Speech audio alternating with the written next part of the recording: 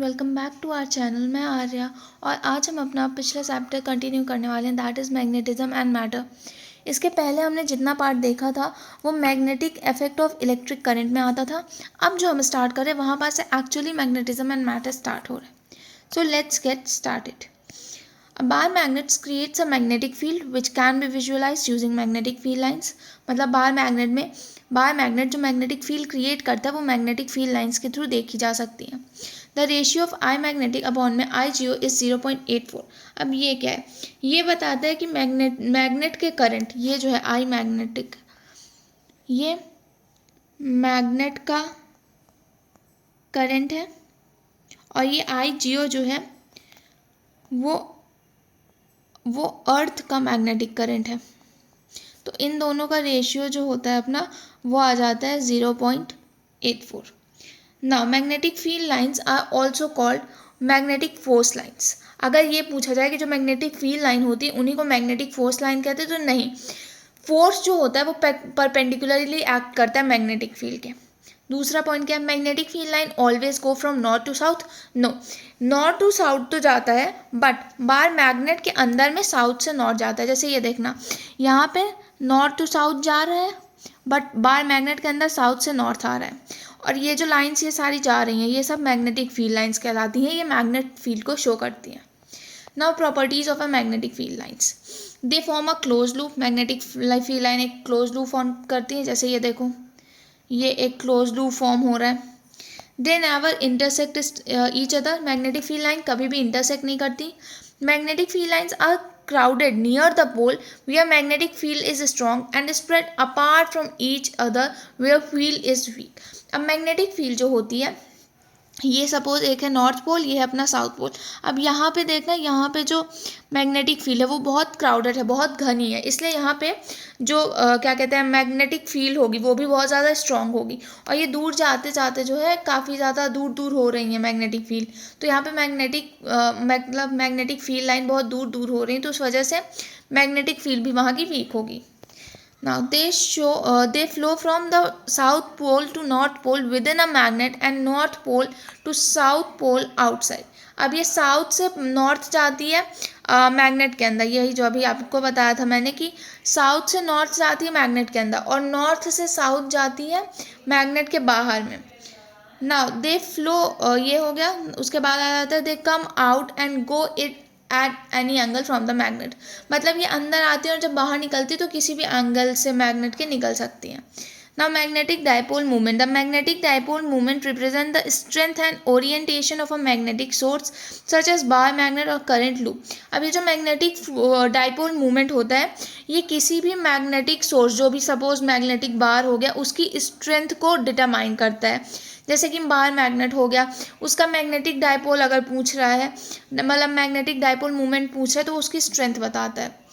तो इसका फॉर्मूला होता है capital M is equal small m into L, जिसको NI इंटू ए बोलते हैं। I करंट हो गया, A एरिया होता है। ये NIA for current loop, ML for bar magnet. ये हो गया किसके लिए? बार मैग्नेट के लिए। और ये वाला जो हो गया ये हो गया करंट लूप के लिए। Now about the direction of M, that is magnetic dipole movement.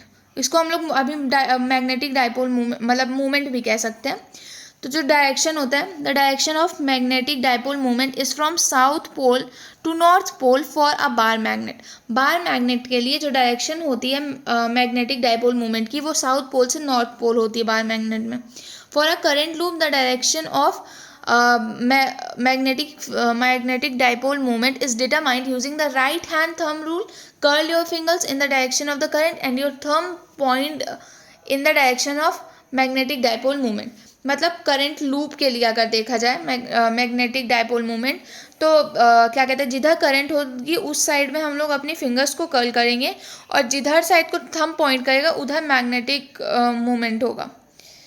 अब कटिंग ऑफ बार मैग्नेट देख लेते हैं। जब किसी भी बार मैग्नेट को अलॉन्ग इट्स लेंथ कट करेंगे, सपोज ये है अपना मैग्नेट, इसको ऐसे ऐसे ऐसे कट करेंगे तो उसकी जो लेंथ होगी, रिजल्टिंग लेंथ, बाद वाली लेंथ उतनी होगी जितनी स्टार्टिंग वाली लेंथ थी। पोल स्ट्रेंथ यहाँ पे हाफ हो जाएगी डायरेक्ट, और मैग्नेटिक मोमेंट इसीलिए इसका जो लिखेंगे तो वो आ जाएगा स्मॉल m/2 इंटू एल, जिसको कैपिटल M के टर्म्स में लिखेंगे तो m/2 आ गई। अब अगर परपेंडिकुलरली मतलब ऐसे ऐसे कट करेंगे तो लेंथ तो हाफ में कट हो जाएगी, बट मैग्नेटिक मोमेंट सेम रहेगा उसका, इसलिए उसका भी क्या कहते हैं मैग्नेटिक मोमेंट m/2 ही आएगा।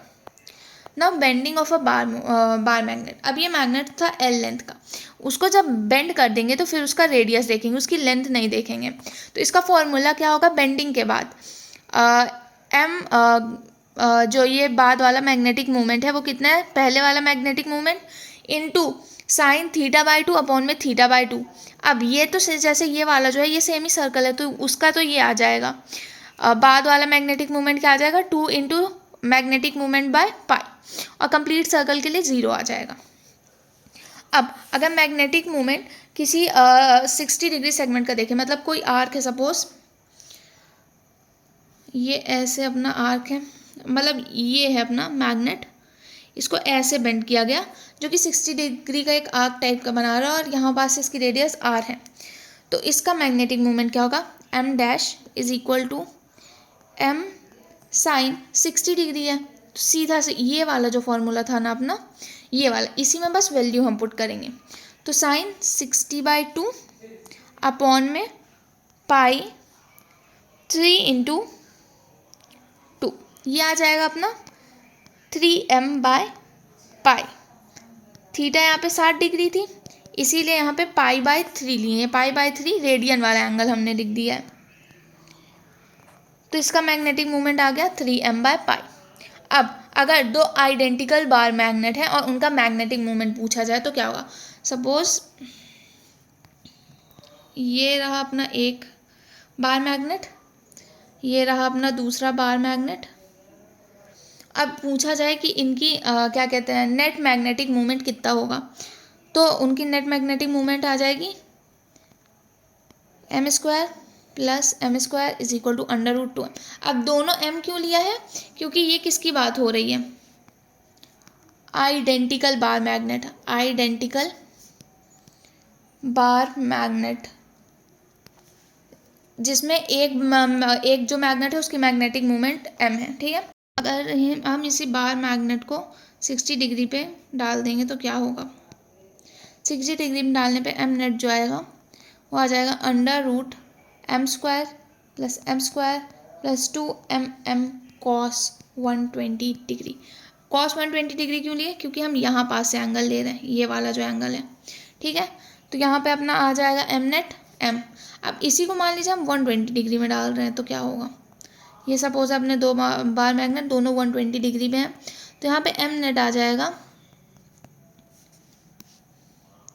√ में m² plus m² plus 2mm cos 60 degree, जो आ जाएगा m इंटू में √3।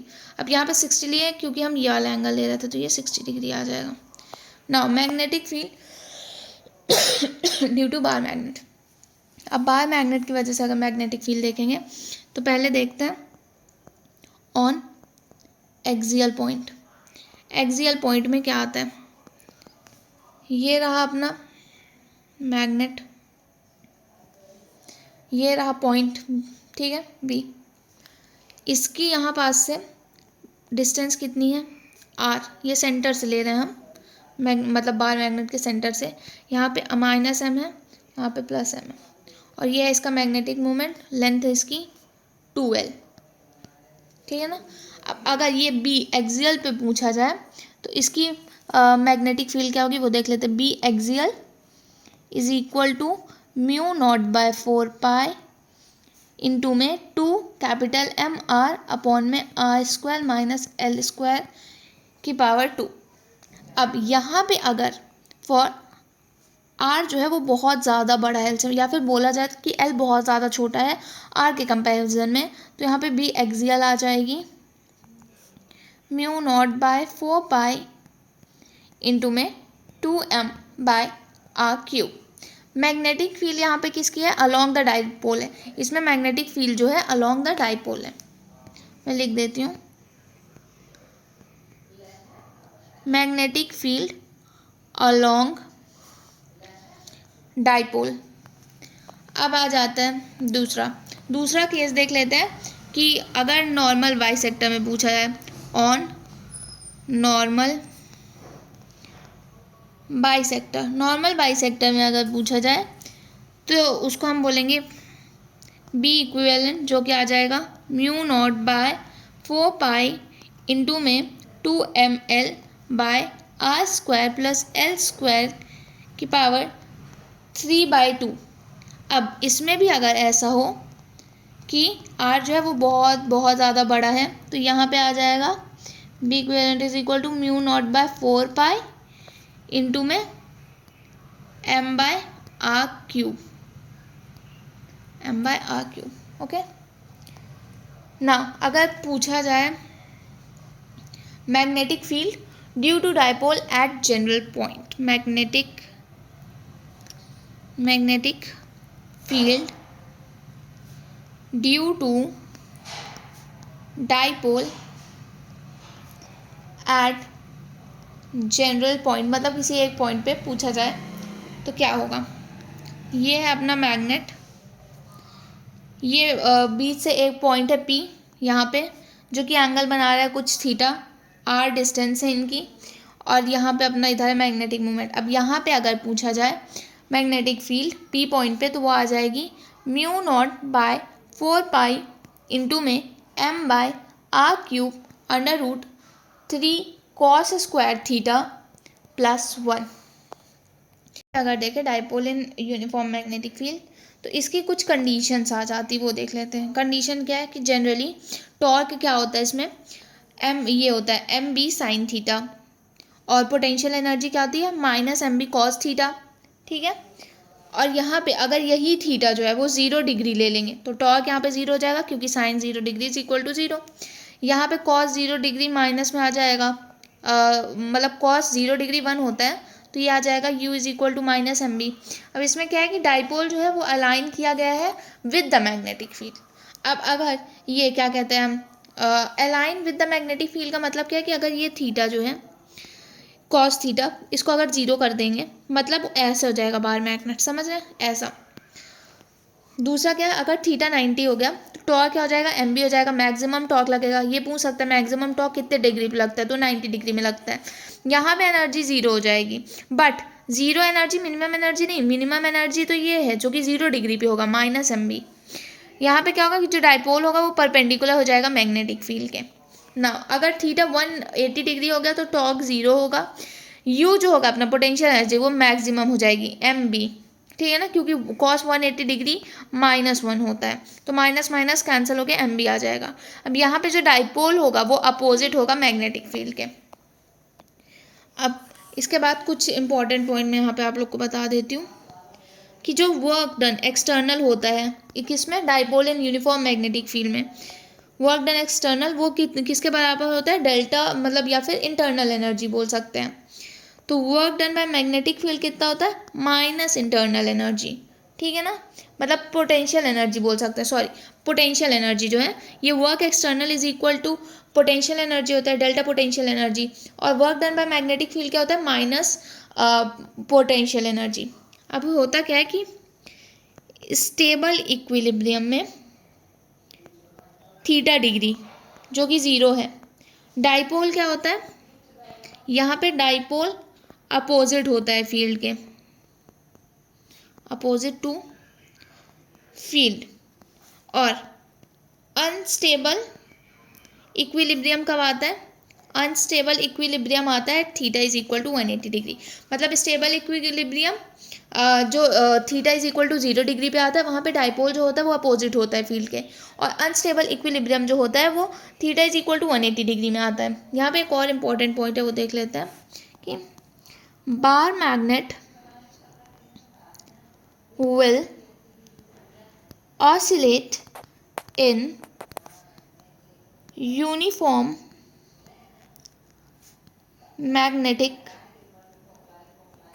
field about stable equilibrium, यहाँ पे टाइम पीरियड अगर पूछा जाए तो वो आ जाता है 2 पाई अंडर रूट में I/m MB। Very very important, ये फॉर्मूला बहुत ज़्यादा इंपॉर्टेंट है, इससे बहुत क्वेश्चंस आते हैं। अब देख लेते हैं, कुछ एक एनालॉगी है कि इलेक्ट्रोस्टैटिक और मैग्नेटिज्म जो था उनके बीच में कुछ मेजर डिफरेंसेस हैं, उनको देख लेते हैं। इलेक्ट्रोस्टैटिक्स में हम 1/एप्सिलॉन लेते थे, यहाँ पे हम म्यू नॉट लेते हैं।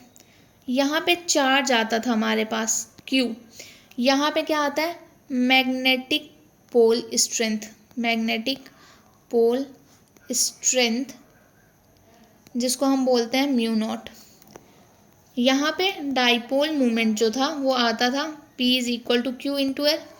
यहाँ पे मैग्नेटिक डाइपोल मूवमेंट आता है, यहाँ पे क्या आता है मैग्नेटिक डाइपोल मूवमेंट, जिसको लिखते हैं capital M is equal to small ml। ठीक है ना, ये भी वेक्टर, यहाँ भी वेक्टर, यहाँ भी वेक्टर, यहाँ भी वेक्टर। अब इसमें जो फोर्स आता था वो क्या आता था Q1 Q2 bye 4 pi epsilon into में R²।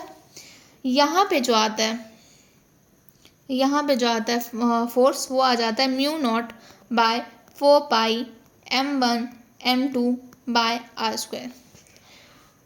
और यहाँ के फोर्स को हम क्या लिख सकते थे Q इंटू इलेक्ट्रिक फील्ड, और यहाँ के फोर्स को क्या लिख सकते हैं F is equal to M into magnetic field. अब यहाँ पे एक्सियल फील्ड क्या आ जाती थी, E is equal to 2p vector upon में 4 पाई एप्सिलॉन इंटू में R³। ये P क्या है डाइपोल है। यहाँ पे क्या आ जाता है B is equal to mu naught by 4 pi 2 magnetic dipole movement by R³। अब अगर इक्वेटोरियल फील्ड में देखा जाए, इक्वेटोरियल फील्ड में E जो आता था वो अपना आता था -p vector by 4 pi epsilon into में R³। यहाँ पे क्या आ जाता है minus mu naught by 4 pi into में M बाय R³। अब यहाँ पे टॉर्क क्या आ जाता था, टॉर्क आता था P इंटू में E, that is dipole into में इलेक्ट्रिक फील्ड। यहाँ पे क्या आ जाता है मैग्नेटिक डाइपोल मूवमेंट इंटू में मैग्नेटिक फील्ड टॉर्क। अब यहाँ पे पोटेंशियल एनर्जी का फॉर्मूला क्या होता था minus dipole into electric field, यहाँ पे आ जाता है -M into B magnetic movement into magnetic field. यहाँ पे वर्क कितना आता था PE cos θ1 माइनस cos θ2। यहाँ पे वर्क कितना आता है MB cos θ1 minus cos θ2। Okay, ये एक इम्पॉर्टेंट वो है, क्या कहते हैं दोनों के बीच में डिफरेंसेस क्या है। अगर ये आप लोग समझ जाएंगे तो दोनों चैप्टर में क्या मेजर डिफरेंसेस है वो आप लोग को समझ आ जाएंगे। अब इसके बाद एक और इम्पॉर्टेंट चीज़ है that is Gauss law in magnetism. अब गॉस लॉ क्या है मैग्नेटिज्म में, ना Gauss law in magnetism states that the total magnetic flux through a closed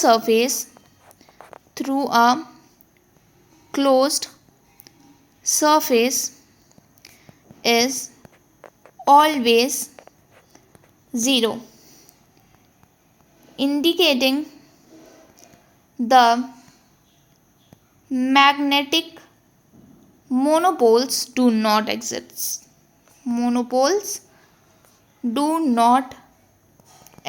अब होता क्या है कि गॉस लॉ ऑफ मैग्नेटिज्म कहता है कि जो टोटल मैग्नेटिक फ्लक्स है किसी एक क्लोज सरफेस से वो क्या होगा, वो हमेशा ज़ीरो होगा। और ये क्या इंडिकेट करता है कि जो मैग्नेटिक मोनोपोल है वो एग्जिस्ट नहीं कर रहा है वहाँ पे। इसका फॉर्मूला होता है integration of magnetic field with respect to delta S is equal to QB, that is our magnetic flux. तो ये क्या होगा, ये तो अपना ज़ीरो हो जाएगा। क्यों, क्योंकि एक क्लोज सरफेस में जो टोटल मैग्नेटिक फ्लक्स होता है in through a close surface वो हमेशा ज़ीरो होता है। इसका मतलब क्या होता है, this means that the magnetic field lines are continuous and do not begin or end at any point, unlike electric field lines. इसका मतलब क्या है कि जो मैग्नेटिक फील्ड लाइन है वो कंटिन्यू होती है और वो कहीं से भी शुरू ख़त्म नहीं होती है, जैसे कि इलेक्ट्रिक फील्ड में होता था कि उसका शुरू होने का ख़त्म होने का पॉइंट होता था, इसमें कोई पॉइंट नहीं होता है, ये कंटिन्यूस होती हैं। So that's it for today. आगे का जो पोर्शन है वो हम नेक्स्ट लेक्चर में कवर करेंगे। Till then if you guys have any doubt please let me know in comment section. Thank you for watching. Bye bye.